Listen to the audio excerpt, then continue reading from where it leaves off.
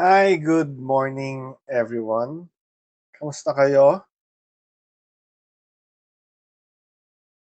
How's everyone?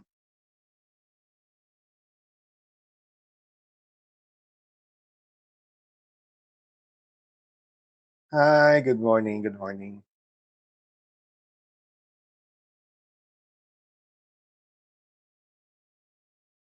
Okay na.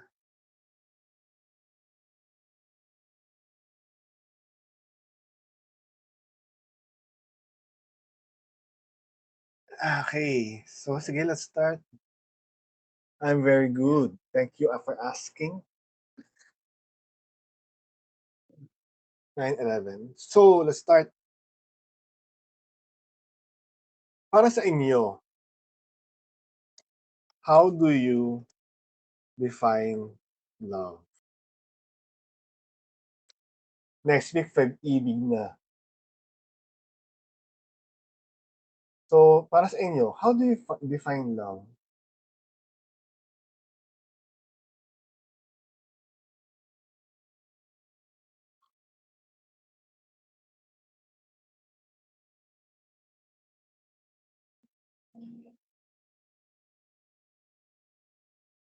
Okay, let's do randomizer.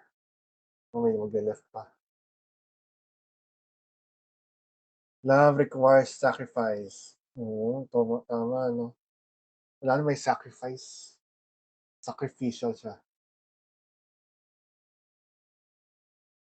Juan Paulo.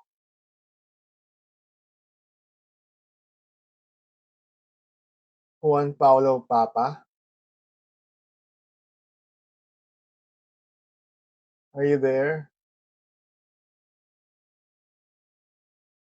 Wala. Wait, absent. RT2A.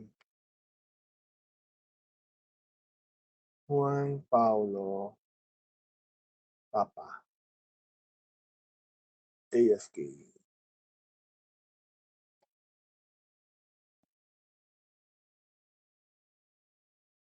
Love uses both mind and the heart. Totoo 'no?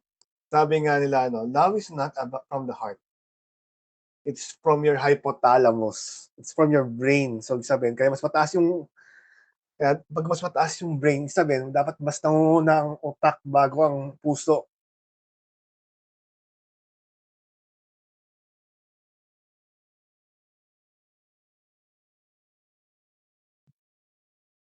Angela Layes.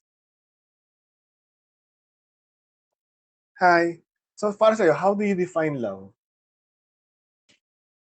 Ah, for me po, love is is to care for someone's, well-being, yun po.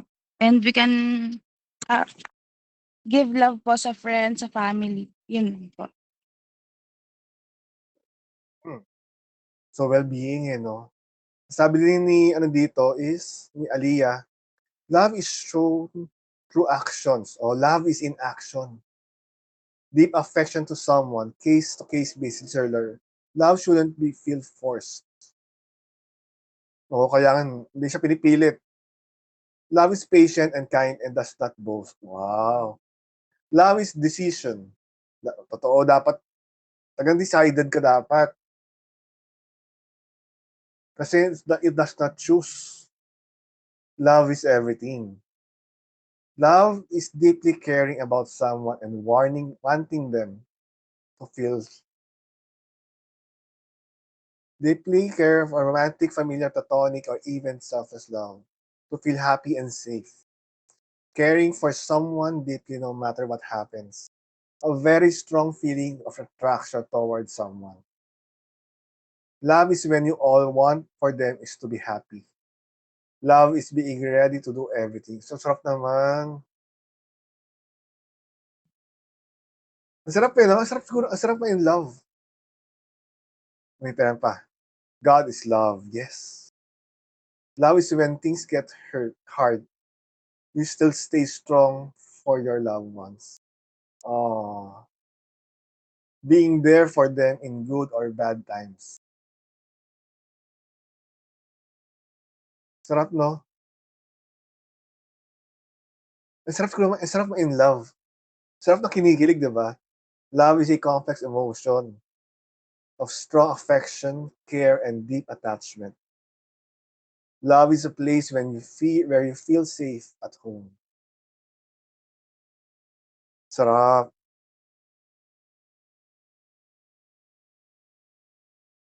I re I will be playing a song where he define love without saying without saying the word love. And I really like this song kasi he's not known to write love songs. Usually nakilala siya bilang love song, pero ito yung mga alam mo yung 'pag nagre-relapse ka sa breakup, gano'n siya magsulat, yung masasakit na sa kanta. And this song is entitled "Palagi" by TJ Monterde. I want you to listen to this song and later we will discuss. Okay, connection lang po. Love is wanting to be someone who is still honoring yourselves. Yourself. While still honoring yourself. So, itong kanta na 'to, I want you to listen to it and later we will discuss what love is according to TJ and KZ Tandigan. Wow, inherited through our parents. Totoo, no? Okay, I'll be playing. Is it audible? Naririnig ba? Thank you.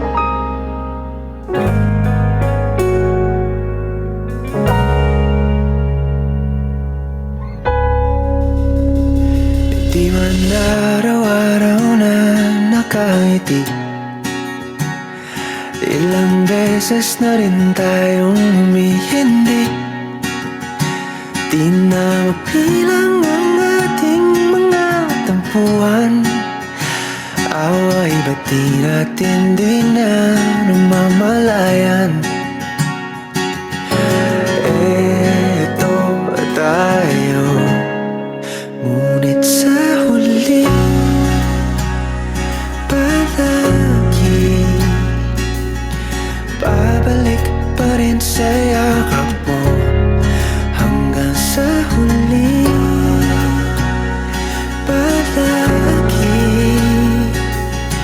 pipiliin kong maging sa'yo. Ulit-ulitin man, nais kong malaman mong iyo ko palagi.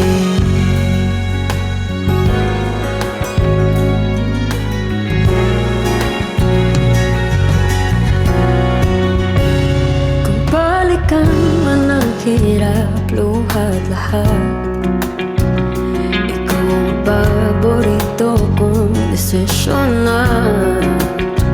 Pag napaligiran ang ingay at ng gulo, di ko pagpapalit, hindi mo sa mundo. Oh, eto tayo. Sa huli palagi babalik pa rin sa yakap mo. Hanggang sa huli palagi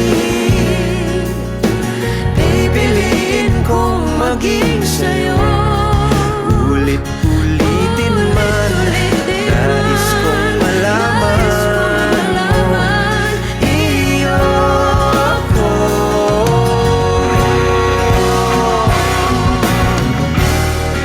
Sa pagdating ng ating pilak at ginto, Diamante may abutin, ikaw pa rin aking bituin, natatangi kong dala.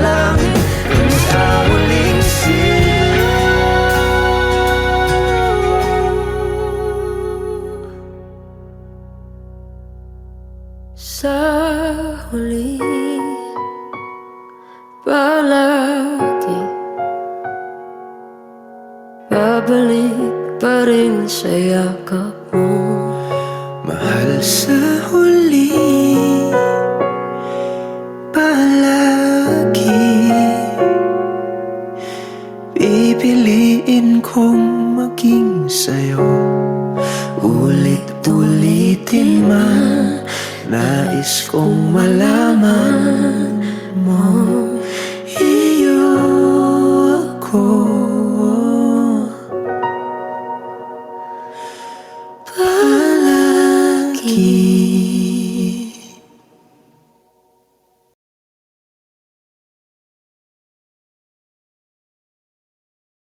Mapapagbubugtong hininga ka na lang sa ano, 'no? So, sa kanta na yon, how does TJ define love?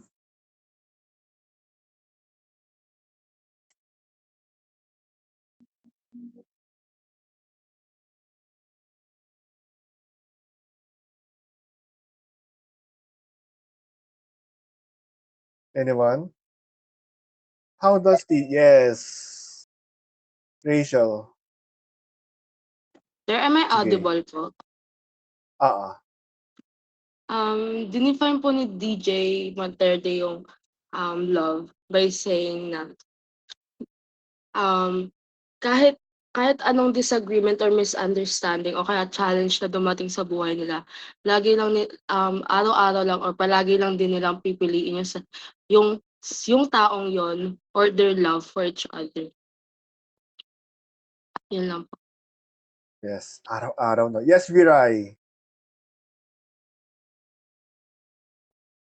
Sir, nasabi na po ni Rachel, yung main thought ko na it's about choosing someone every day despite of the hindrances na may encounter nyo together or even individually po. Grabe 'no, ano palagi pipiliin ka araw-araw. Sabi ko nga, kahit wala kang girlfriend ngayon, kikiligin ka, eh. Kung gano'n ba yung pag-ibig nila, 'di ba? Others, do we have more? Even when it's difficult, it's a decision you make to continue loving the person. Being I am here and I am for you. Oh, ang sarap, 'di ba? TJ define love is forgiveness. Totoo, 'no? That's what love is, eh. It's all about forgiveness. I really like how the Greeks define love. Kasi it's so constant, it's so, alam mo yun, itong definition niya, hindi pwede mawala sa context of marriage. First is storge.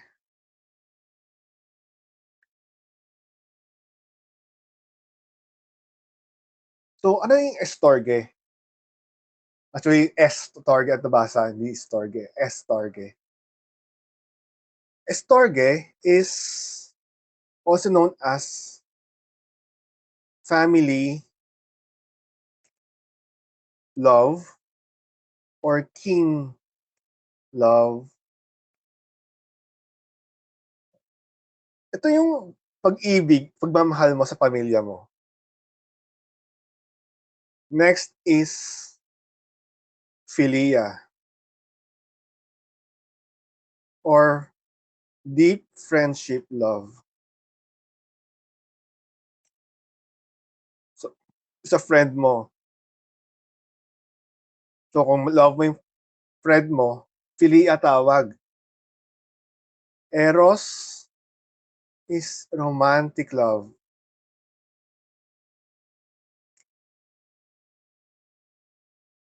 So, ito yung pagka-girlfriend, boyfriend, gano'n. Agape is what? We can say it's God's love.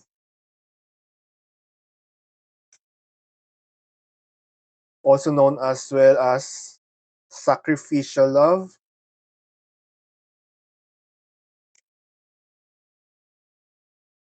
or unconditional love.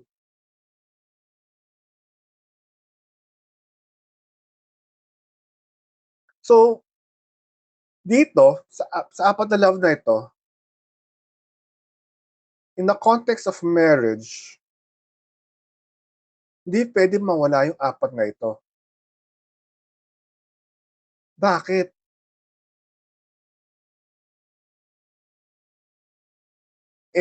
Di ba okay na yung eros, yung romantic love, kasi you are romantic with each other?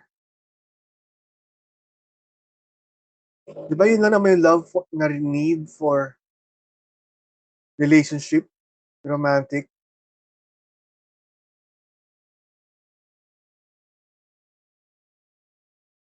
Pero bakit kailangan apat? Apat na love, di pwede mawala ang isa. Hindi mo naman siya magiging family, hindi mo naman siya magiging friendship love, kasi kayo naman na. Pero in reality, yung partner mo, your spouse, kailangan mahal mo siya as your family. Genesis said, sabi sa Genesis, you shall leave your wife and cleave. So live and cleave.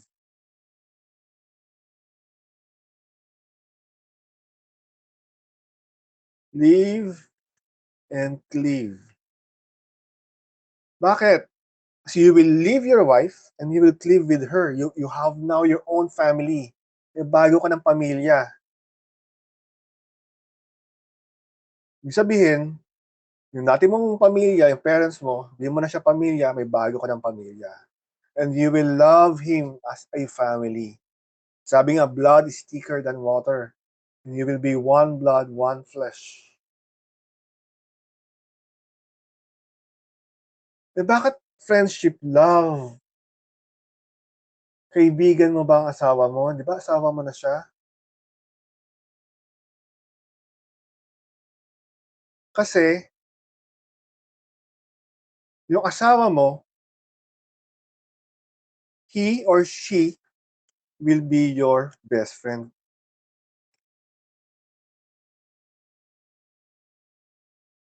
Di ba?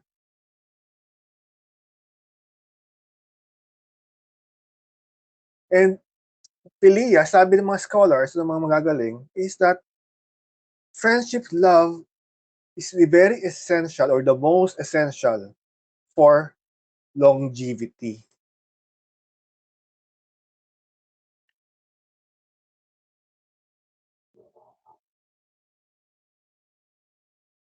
Kasi, mali pa spelling, sorry. Sa Philia, andito na yung about shared interest.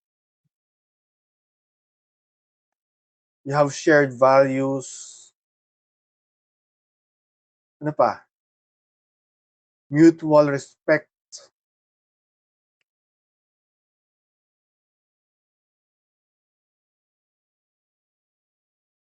So, ibig sabihin, in marriage,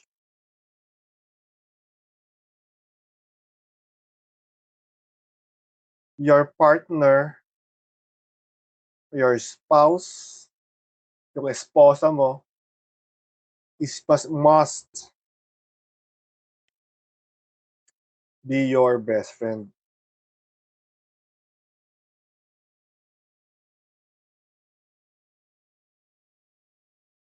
Hindi pwede hindi mo best friends ang spouse mo. Di ba? Kasi imagine, you will be ranting all the time. And you can do that sa best friend mo, di ba? Nakapag-rant ka sa best friend mo. Mas nakapag-rant ka pa sa best friend pa sa kapatid mo eh. Usually.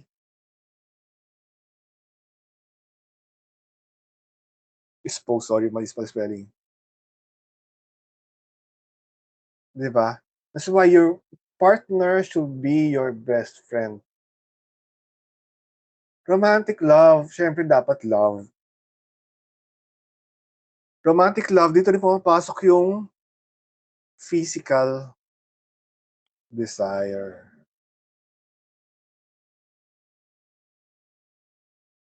So, kaya ang desire physically. Kaya nga sabi nga nila, di ba? Na dapat maganda at pogi ka lagi. Kasi physical desire.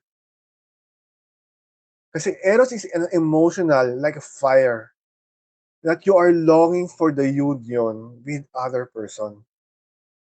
Dito pumapasok yung longingness with other person.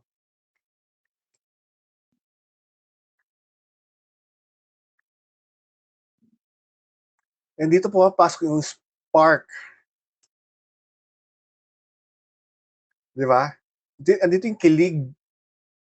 Ito yung pinaka-excited tayo, di ba? Yung spark, yung kilig natin. So, ibig sabihin, there's a unique intimacy and that distinguishes the from a standard of friendship.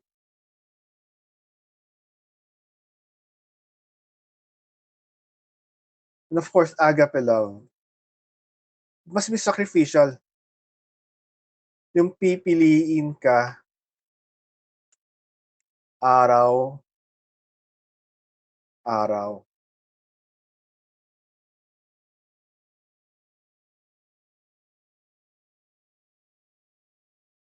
Di ba?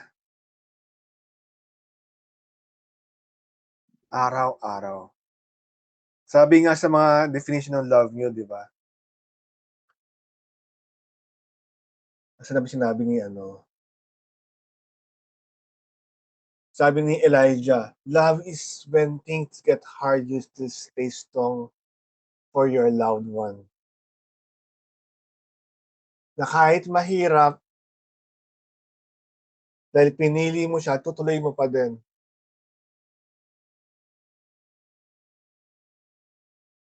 Sabi nga ni Aliyah, love is being ready to do everything for them. That's what it is. I remember a quote. Sabi niya, let me love you today.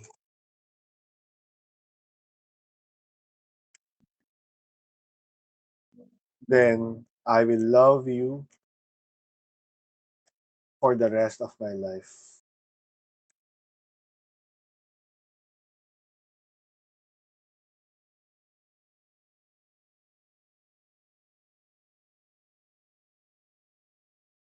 What does it mean? I believe this is from Marcos Sr.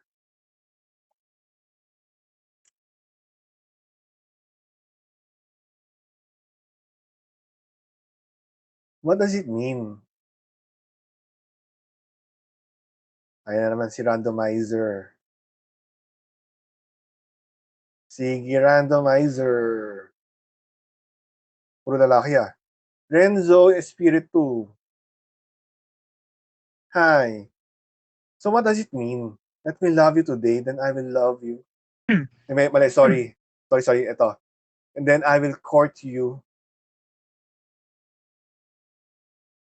for the rest of your life, of my life. What does it mean? Let me love you today, then I will court you for the rest of my life.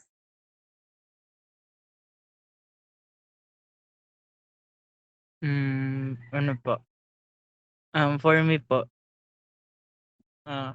isang beses niyo lang po siya mahalin, tapos po parang gagabayan ka na po niya habang buhay po.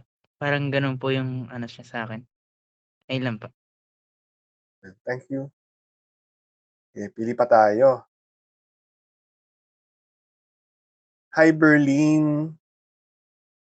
Berlin Balisong. Hello, good morning, sir. Hi, good morning. Yes, sorry. Ano po ulit yung question, sir? For you, what is the meaning of this quote? Let me love you today and I will court you for the rest of my life. For me, sir, let me love you today, then I will court you for the rest of my life is parang love is consistent po. Yun lang, sir. Sige, consistency. Thank you. Yes po. Others, sige, ano ba tayo? Betsaida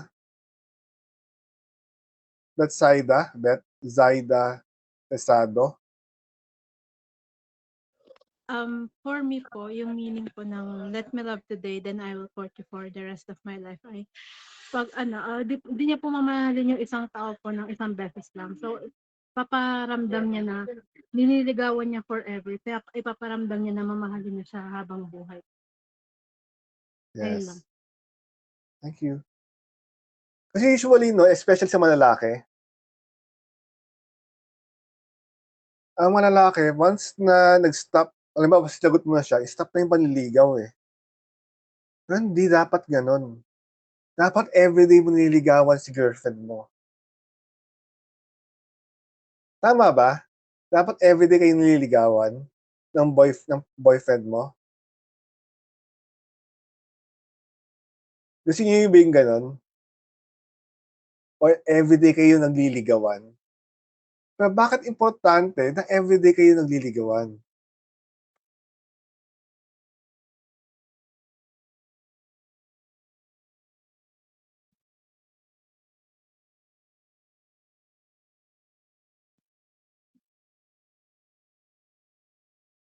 Kasi ang lalaki, best foot forward eh.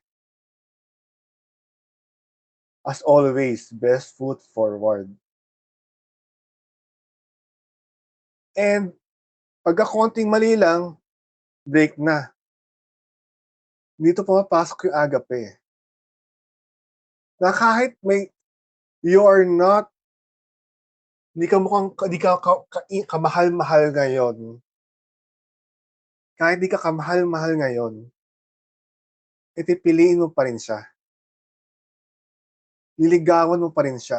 Maging sweet pa rin kayo sa isa. That's what it is.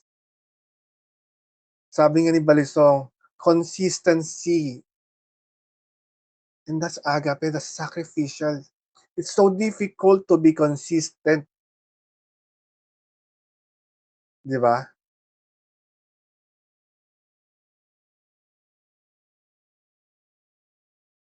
Ang hirap maging consistent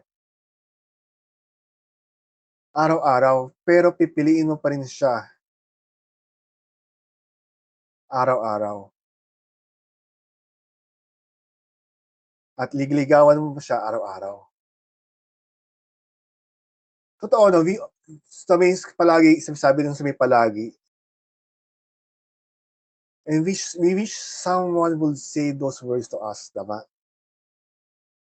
And we wait for a love that seems destination and certainty.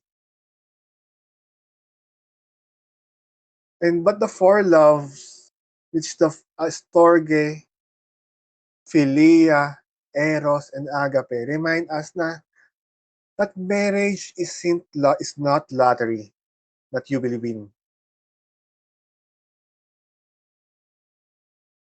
So, ibig sabihin, no, marriage isn't a lottery you will win. Rather, it is a garden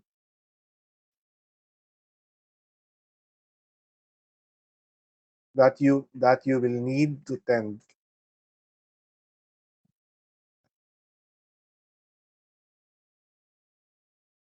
It's a garden that you tend.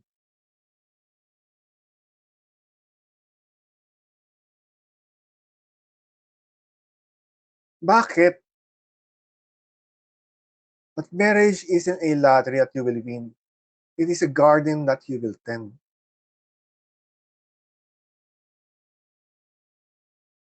Angelica.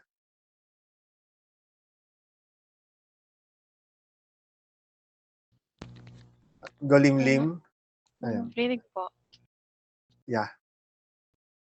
Ano po, Marriage isn't a lottery kasi po you don't just find a perfect spouse by chance, and it grows only if you take care of it araw-araw po. Yes, thank you. Hindi siya nakikita mo, alam mo yun, kaya dito yung love at first sight eh. Kasi marriage isn't last lottery. You need to take care of it. Kaya ikaw, you have to practice it. You have to practice eros, you have to practice philia, how to be a good friend, how to be a good family. So that when you face or when you get, pupunta ka na doon sa marriage, you are now that good. Kasi you don't just find a love that lasts forever. Let me write that. You don't just find a love that lasts forever. You build it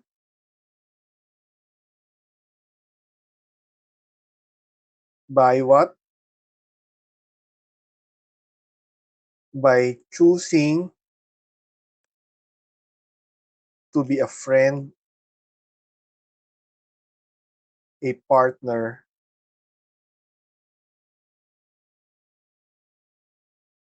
and a servant.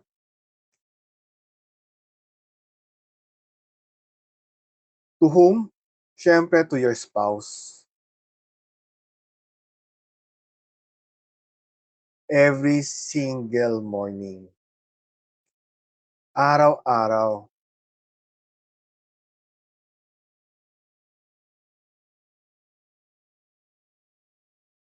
So you don't just find love that lasts forever. You build it by choosing to be a friend. Maging kaibigan ka muna. Maging partner ka and maging servant. The servantship is being a unconditional love. Yes, ang marriage hindi po swertihan parang garden na kailangan alagaan araw-araw. Pero lumalago at gumaganda. Love grows, both people are committed. True. Kaya nga as we leave this room, just like the song of TJ, song stays in my head, no? Nag-LS pa rin ako. So I challenge you to look at your current relationships. Not just the romantic ones, but with your family, with your friends. Kaya nga, don't wait for marriage to start practicing palagi. Start today. Start practicing today. Practice being friend who stays. Philia. Practice to the patient that expects nothing in return. Because sometimes the person you are becoming right now is the same person who will one day stands at the end of the aisle. So if you want a love that is always, you have to start choosing always in the small, quiet moments today. So ibig sabihin, no? Love always. Love like always. Or your palagi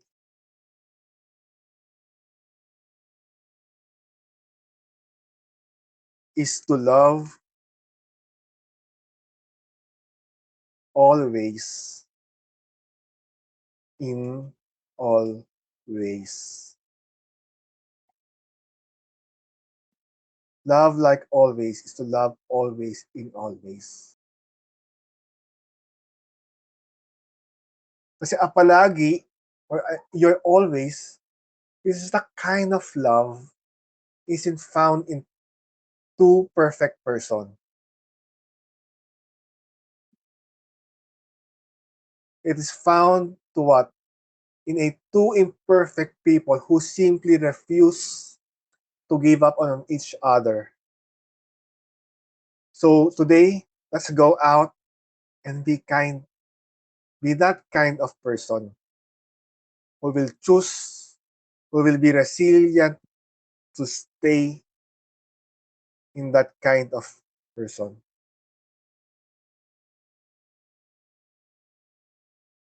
So love, like always, is to love always in always.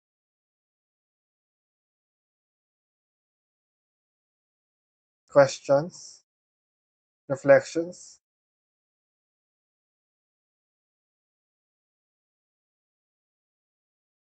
So today, what love is? What is love for you right now? Di ba? And who are you when you love?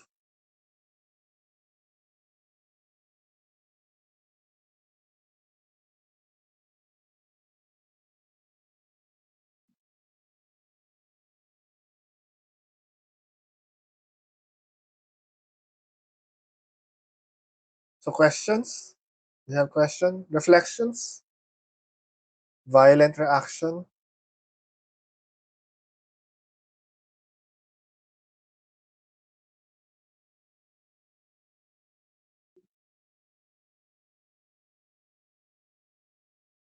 I'll take that as none.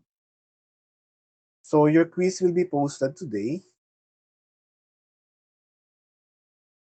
So your quiz will be posted today. Of course, due date is next week, February 5. Grabe, February na, no? Bilis ng January. If there's no more questions, thank you everyone. Have a nice day. God bless you all. All dismissed.